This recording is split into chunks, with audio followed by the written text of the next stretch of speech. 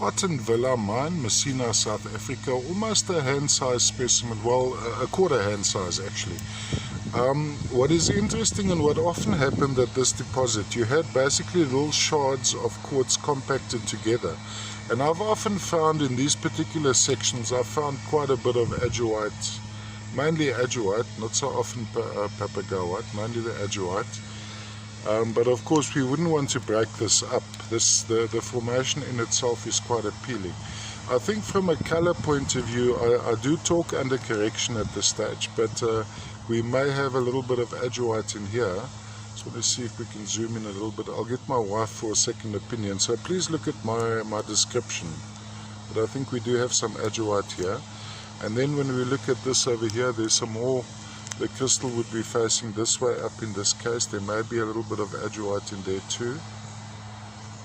I think have a look at my still pictures as well. I think I've got them pretty well mapped out. This particular specimen was quite pleasant to photograph. It was quite easy to photograph.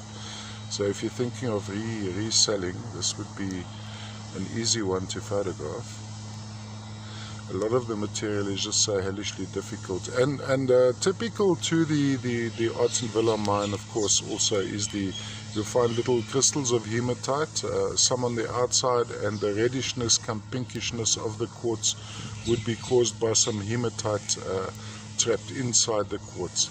Often also we find associated epidote and piemontite, which runs from the epidote crystals. So epidote crystals being green turning into the red, which would be the piemontite.